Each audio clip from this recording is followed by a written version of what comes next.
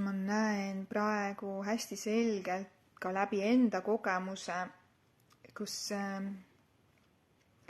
meil ei ole võimalik enam peita selliseid sümptome. Ja enda pealt näen ka üha selgemalt, et kui mul on mingi teema ja kes see ikka tahaks vaadata sinna juurpõhjusesse või mingisse valupunkti, mis on väga ebamugav. Ei tahagi, keegi ei taha. Ja ka ma ise olen ju mingisse teemasse vaatamist vältinud ja proovinud käia siis kuskil lõõgastuses, aduda ära meditatsiooni ja loota, et sellega asi laheneb. Et praegu on selline periood, kus sellised teemad, millega me ei ole mitte kunagi tahtnud tegeleda, aga me tegelikult sisimas teame, et meil on seal teema ja lahendamata teema, siis see tuleb hästi-hästi pinnale. See lihtsalt, kui ma lähen sinna vaimsuse teele, et siis mul ju kindlasti hakkab kergem. Aga ma olen tähele pannud hästi palju et kui ma küsin, et kaua sa oled enesearenguteega tegelenud, seal vastatakse 10+ aastat.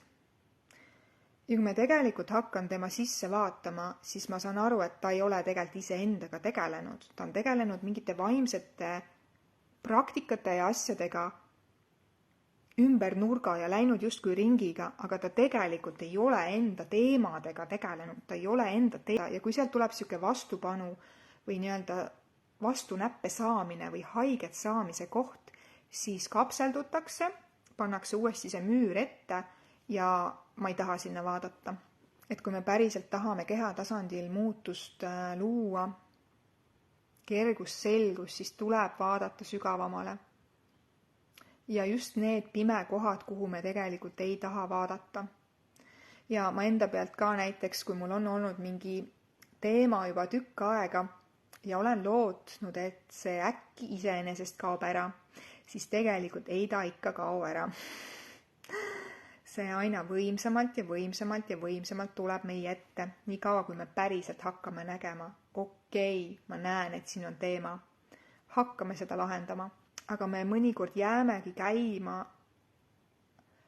ja otsime neid leevendusi kogu aeg ühe juures, teise juures, kolmanda juures. Aga tegelikult üldpilt ei muutu. Me tegelikult ei saa kätte seda juurpõhjust ja tegelikult ei toimu see vabanemine.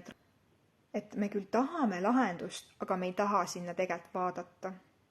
Et see vaimsuse teel olek justkui on hästi petlik, et kas me seal vaimsuse teel oleme, et lihtsalt olla nii-öelda vaimne ja praegune periood on ideaalne selleks, et oma sisekaemusega tegeleda.